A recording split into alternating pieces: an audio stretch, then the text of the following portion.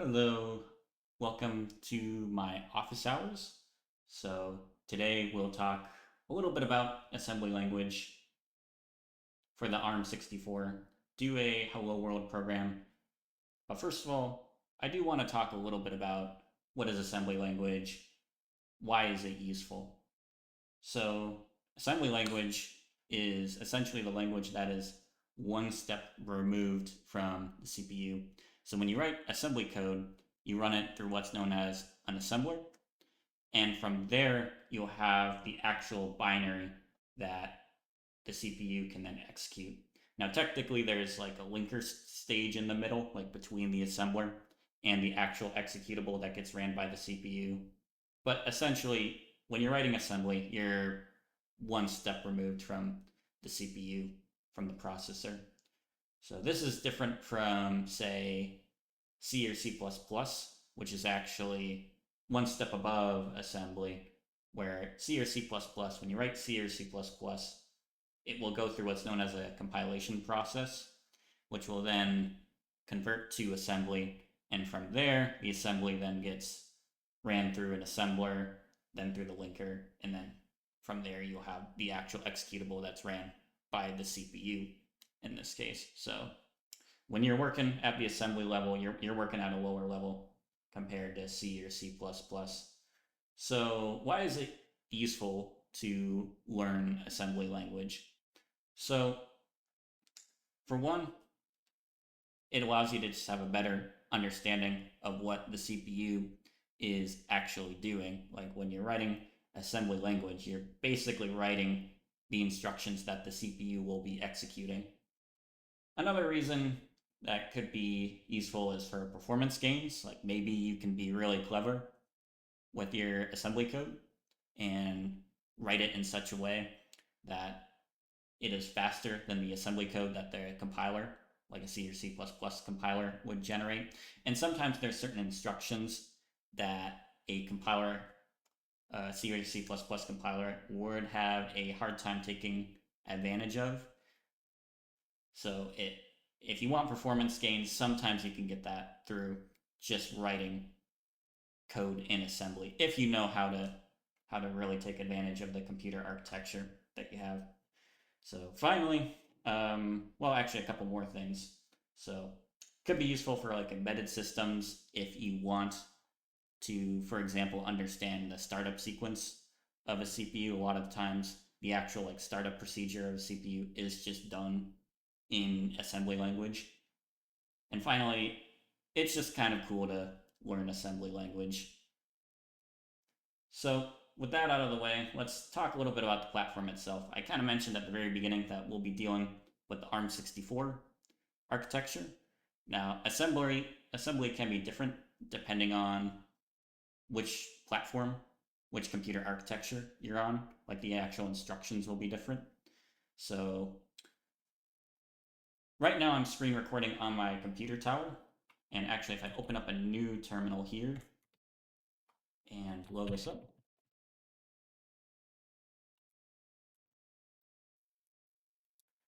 we can see, oh, I blew it up a little too much. So this is my tower, and we can see that this is my, well, it's got an Intel CPU, so it would be x86-64 architecture, but we're gonna do ARM64. So I'm gonna be doing that on a Raspberry Pi. So if I go to the terminal up here, which this is actually this terminal up here. Oh, actually, it was the terminal below. This terminal up here is SSH into my Raspberry Pi, or it's connected to my Raspberry Pi basically. So you can see here, yep, Raspberry Pi Model 3.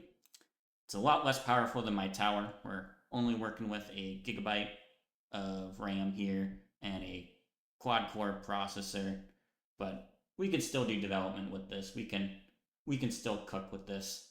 We can still do some assembly code demos. So, and then my editor to my left is also SSH'd or connected to my Raspberry Pi. So yeah, screen recording on my tower, but because we're doing ARM64 development and the Raspberry Pi is ARM64, this will be SSH'd or connected to my Raspberry Pi and running the actual code demos whatever we do on the Raspberry Pi. So first of all, let's just write a C Hello World program. I think that's a good place to start before we actually write an assembly Hello World program. So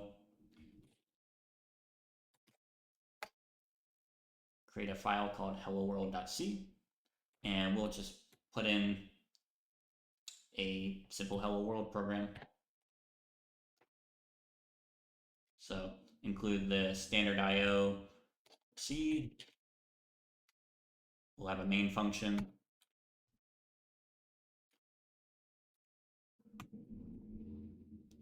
We will print to the console with Hello World. And we'll return 0 to indicate that main finished with no errors.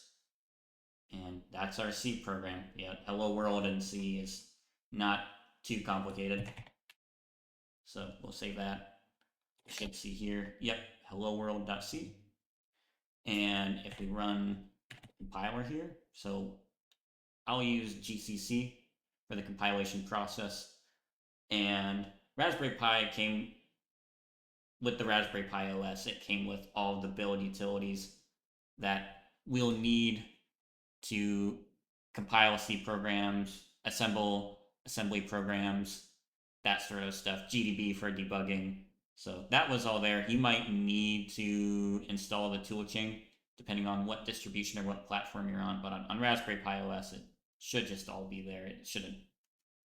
There should not need to be much setup need to be done after installing Raspberry Pi OS to get the build toolchain up and running. But anyways, so GCC, we'll pass in our hello world.c, and then we'll generate a hello world executable. All right, hello world, hooray, we got our message. Well, I should have added a new line there, but that's fine. So what next? So when we ran GCC, it generated an executable file, something that can be ran by the processor. But we can actually sort of sidestep things and say, hey, instead of creating an executable, I just want to see that the assembly code that you generate, because remember I mentioned that C or C++, it's at a level above the assembly level. So we can actually tell the compiler to generate the assembly code from the C code.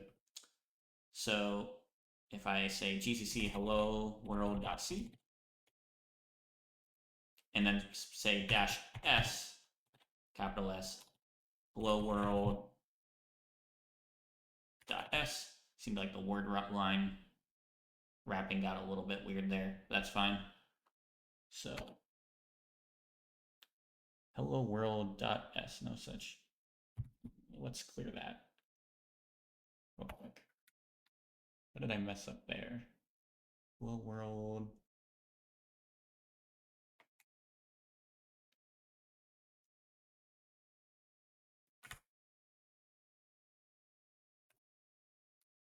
There we go. Okay.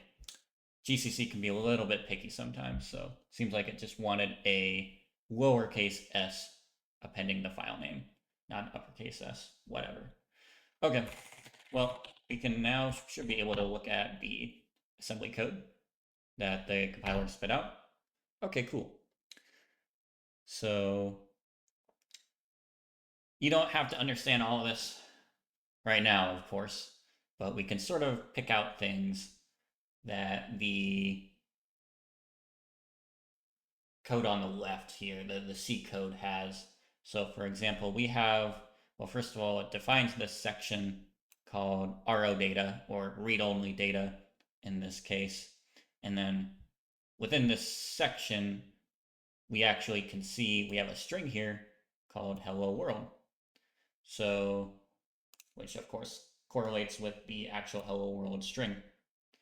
And then from there, we have another section called .text. So .text is the section where all of our code will go. .ro data or .data. That's where any data that we want to access can go. But yeah, .text is for where our code will go.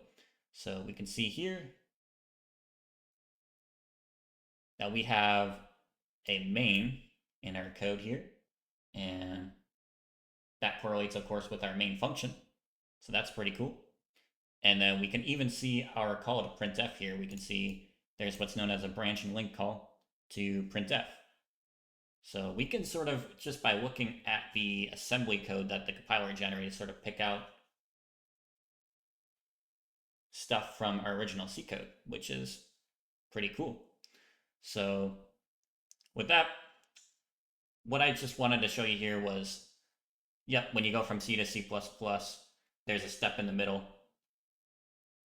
That's assembly language. So it's all assembly language in the end. It always has been. So with that, we can start talking about like actually writing an assembly program that prints out Hello World. So I'm gonna close this here.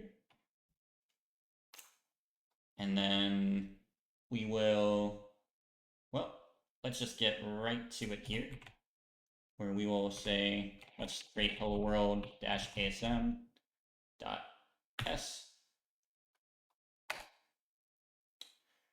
And to start out here, I'm actually going to put what's known as an align directive. Now, if I actually pull up the code the compiler generated, we will see these align directives in the code. We see this align 3, align 2 in the assembly code. So this is what's known as memory alignment. It's a little bit hard to explain without some sort of visual. So I think I'm going to kick this can down the road to a later video in the tutorial series explaining memory alignment, why it's important. Well, why it's important for your memory to be aligned is you want, if your data is properly aligned in the memory, it will be more performant than if it's misaligned. But what aligned and misaligned mean, it's a little hard to explain without a visual of some kind. But essentially, there's multiple forms of alignment, I guess, depending on the data type size. You could be aligned on a half word boundary, a word boundary, or a double word boundary. So in this case, it's often recommended to start when you have like any sort of data section to start with an alignment boundary of 3. So that's what I'm going to do. So .align 3. So .align 3 says we're going to align on a double word boundary. And again, what that means, I'll kind of have to kick that can down the road to another video where I explain memory alignment. But yes, we're going to align on a double word boundary. And then we're going to create a we're going to do a .data section. And then from here, I'm actually going to close out of this. From here, I'm going to put in our message. So when we have various pieces of data, it's good to have them associated with some kind of label.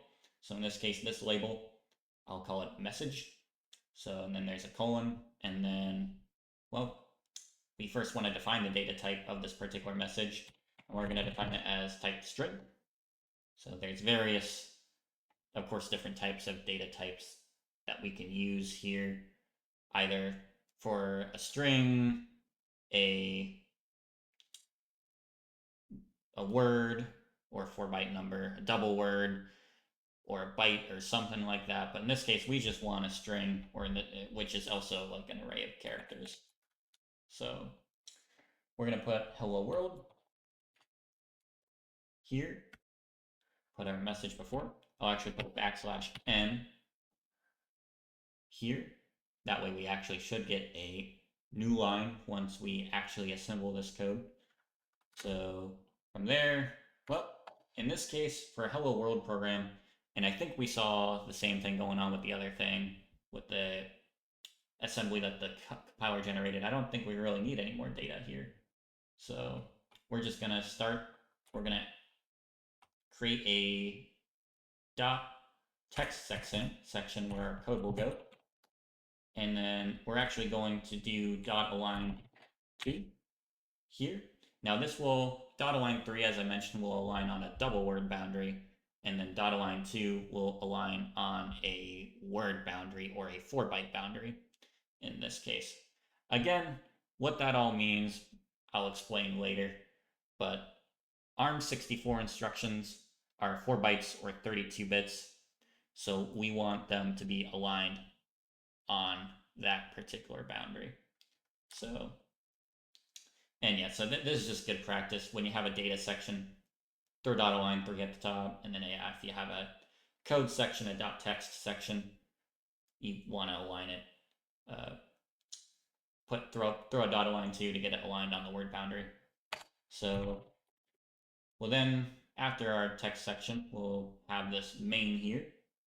So with that, well, we can actually start writing our main subroutine or our main function. So before I get too deep into the weeds here, so we'll be dealing, and we saw this also with the code the compiler generated, all assembly code deals with what's known as registers. So registers are essentially just very, very, very fast memory that we can access directly like within our assembly code. Registers are faster than any sort of cache. So, and in the case of ARM64, I can actually go over here. We have essentially 32 all-purpose registers, or general purpose registers rather. So in this case, yeah, this is like, these are the registers that we can manipulate, shove data into, whatever. So not getting too much again into the weeds here, but when we pass parameters into a particular function, like we want to be able to call printf within our function, we need to take advantage of our parameter passing registers.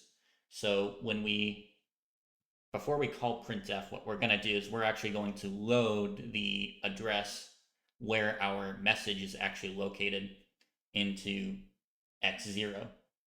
So if we have a function that requires more parameters, let's say we have a function that requires 4 parameters, we would put the values that we want to pass into the function in x0, x1, x2, x3. But in this case, printf, at least the way we're using it right now, it's only going to require 1 parameter. So we're just going to shove that parameter, that address to the message, into x0.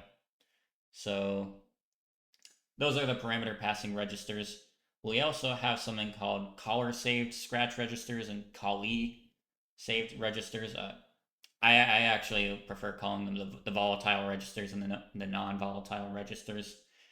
So this is where things get kind of, I guess, interesting with the register situation here, where when we're actually going to be calling functions, when we call a function call, let's say printf, after that function call we can't really guarantee the contents of the volatile registers anymore. So once we call printf, we can't really guarantee that x0 through x18 was the same as it was before.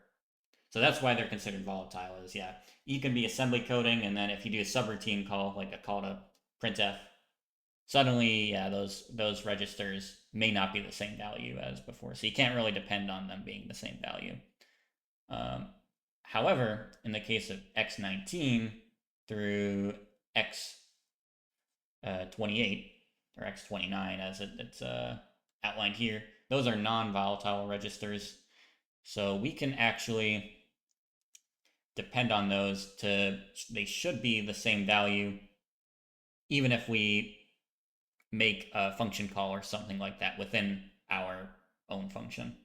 So say we're writing our assembly function, we do well, let's say the branch and link printf or the BL printf, we call that function. The values x19 through x29, those should be the same value before and after that function call. If they're not the same value, that something got goofed up, and that's really bad. So you you might notice that there's something called the, as I mentioned before, it's caller saved register is the volatile register, and then the callee saved register is the non-volatile. So what caller saved means is that if we want to be able to preserve those register values, we need to actually take those values and store them somewhere else in memory before we make any sort of function call, and then restore it from memory after any sort of function call. So that's why they're called caller saved registers. Essentially saying, yep, like if we're the caller of a function, we need to be able to we ourselves need to save those registers into memory somewhere and then load it back up later. That way we have the contents of our registers preserved. Now, for callee saved registers and the non-volatile registers, that means that when we're within a particular function, if we're going to be modifying those values in any way, shape, or form, we as a function need to be able to store those away and then make sure that those are loaded at the end of our function. It's a little bit confusing now that I'm explaining it a little bit more.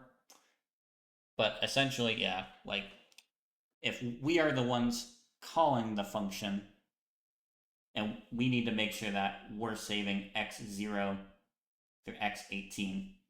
If we are the function and we want to use registers x19 through x30, we need to make sure that those registers are stored and restored at the end of our function.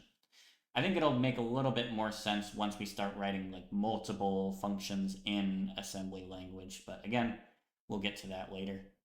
So an important register as well is what's known as the link register. We can see that that's x30 in this case.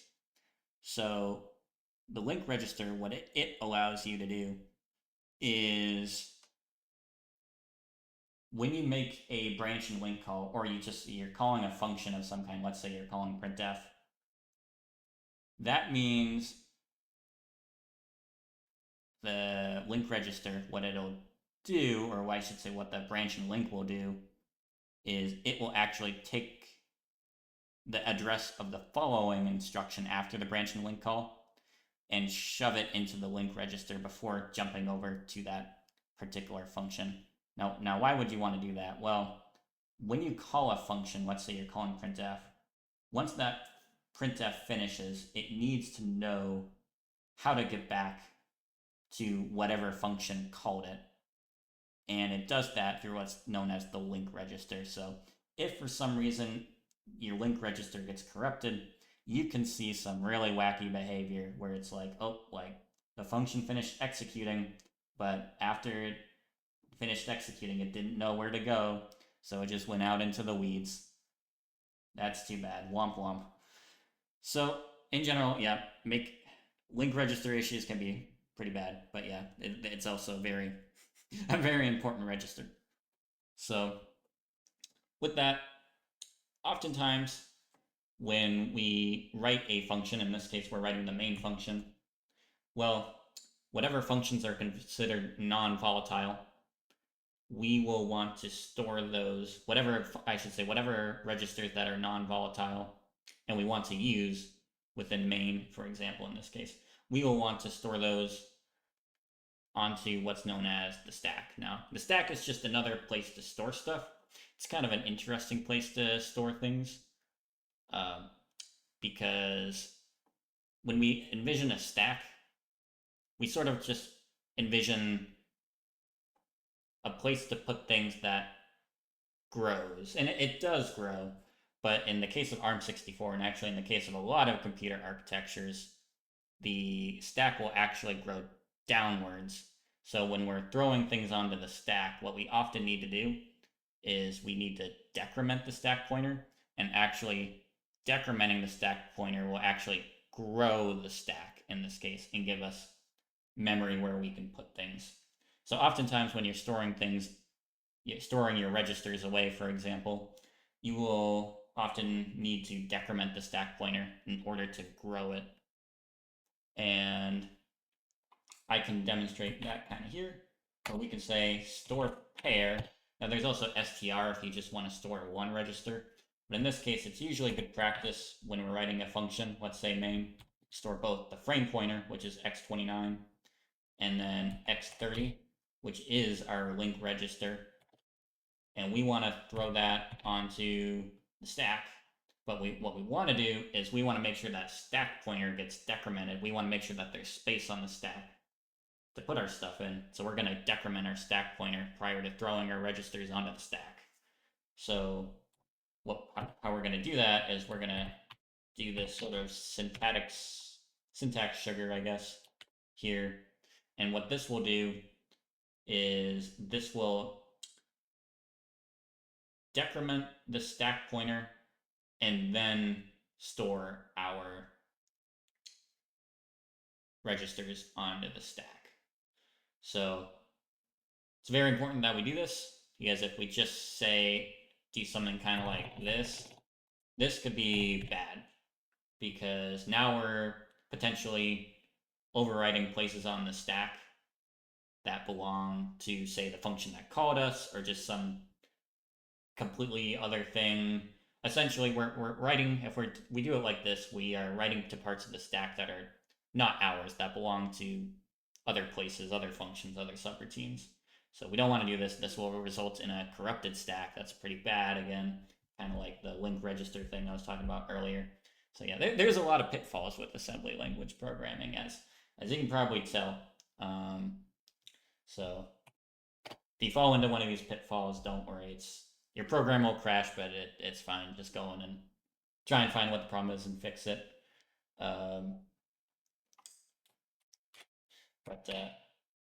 Yeah, so we're gonna decrement the stack pointer by 16, and then we'll store the x29, the frame pointer. Frame pointer is useful for debugging, but I don't want to talk a lot about the specifics there. And then, yeah, store the link register onto the stack as well. So again, this is just good practice. At the very least, if you're writing a function like main, we want to be storing the frame pointer and the link register to the stack. And then at the end of our subroutine, we'll actually want to load them back up. And we'll do it through this way. Now what this will do is this will load the registers from the stack, and then it will increment the stack pointer.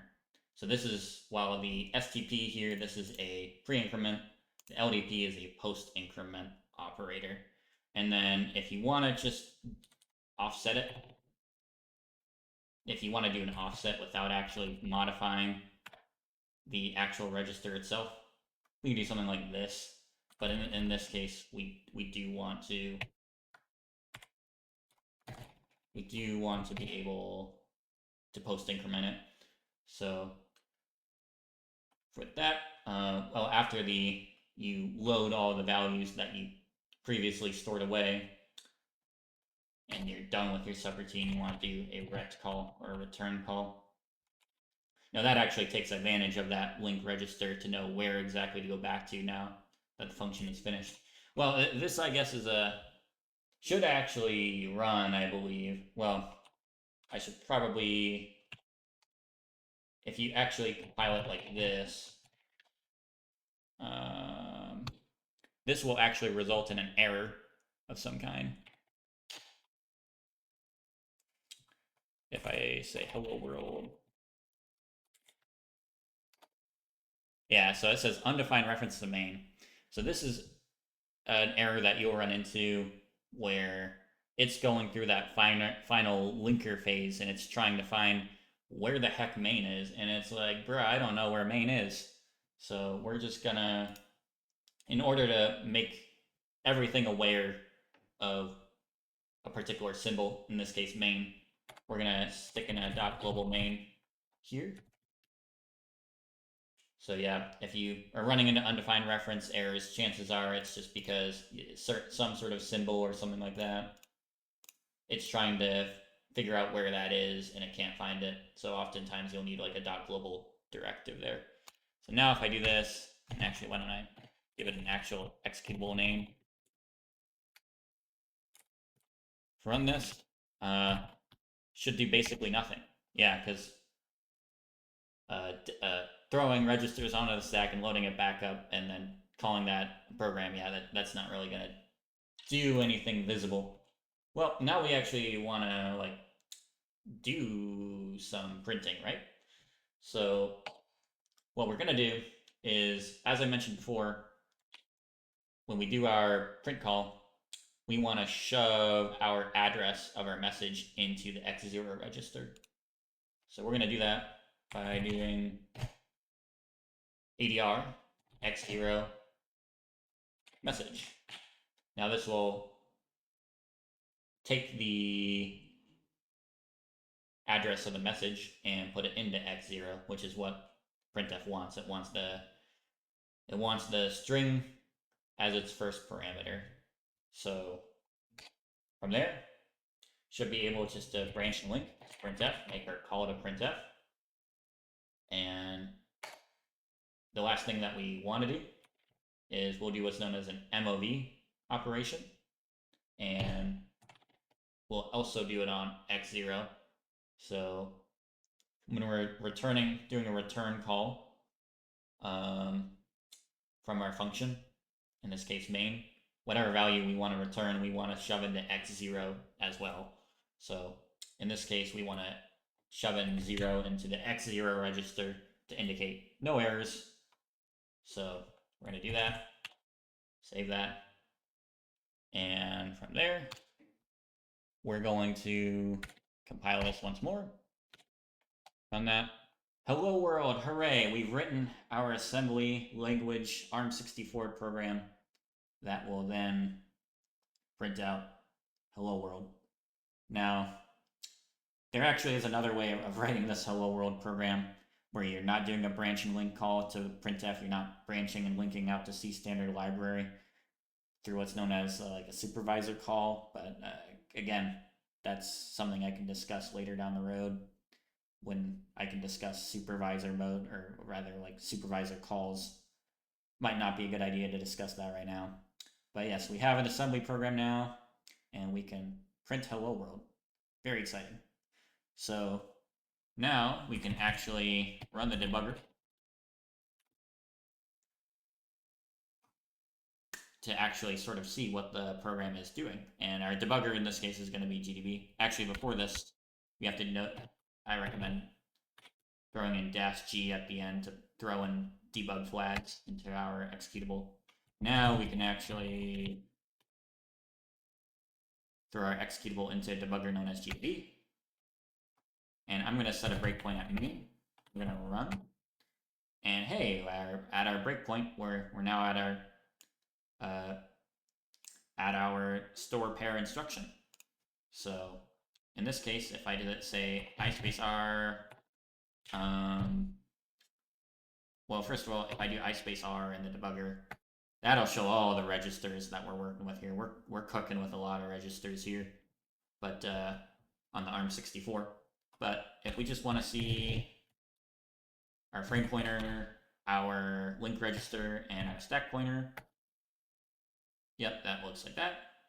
And we can see that when we run that instruction and we inspect our stack pointer again, we can see that that value of the stack changed, which is good.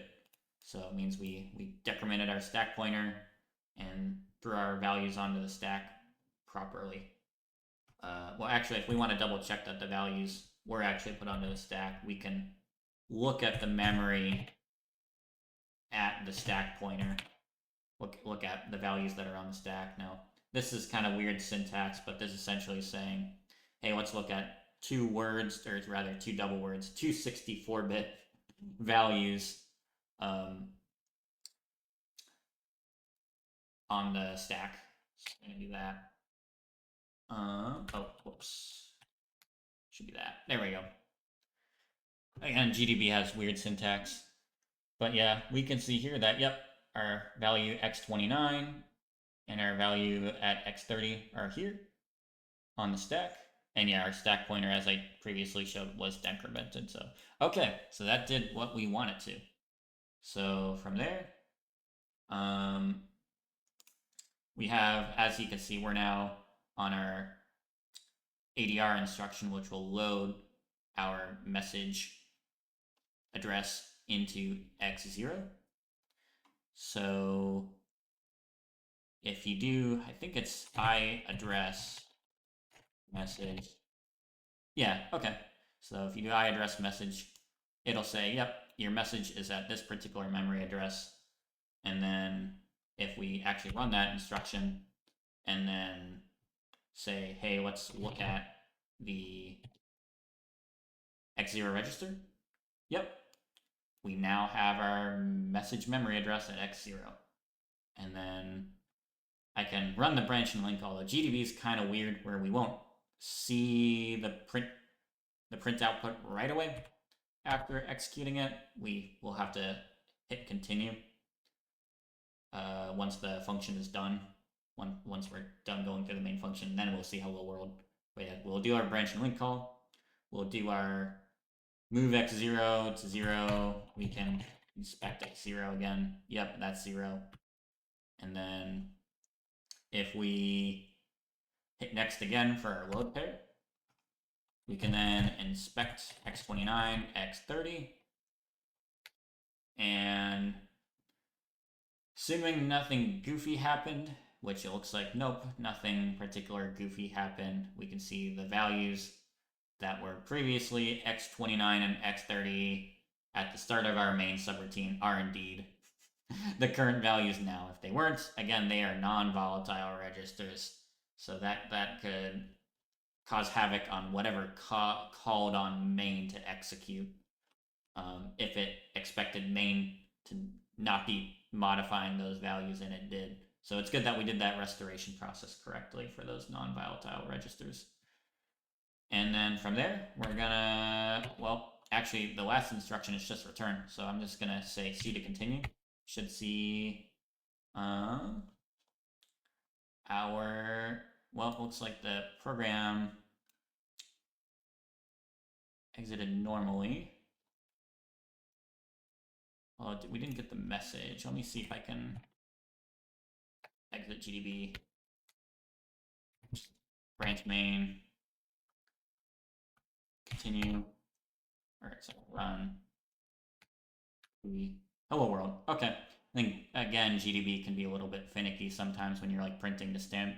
Oh shoot! Actually, the hello world did actually print out. It was a little bit late, or yeah, it was there. Wow, I'm just blind. Sorry, fellas. Okay, it did actually print out hello world before. I just didn't see it because I just kind of spaced out on it, talking about all the assembly stuff. Okay, that's fine. I was worried there for a sec. I thought we were debugging like our previous program that didn't do anything. That would be tragic. Okay. Well, with that, I think that's enough material for you to take in. Thanks for coming to my office hours. And hopefully in the next episode, I can start talking to you some more, just about some more instructions you can use, some more data types you can use. Maybe it would probably be a good idea for me to actually talk about memory alignment for real, and not just kind of hand wavy like, oh, memory alignment's important, and then not really elaborate on it. But with that, hopefully that was a little bit helpful for understanding an ARM64 Hello World program, and a little bit helpful for just understanding the basic structure of an assembly program. So thanks for watching, and hopefully you'll come to my office hours again.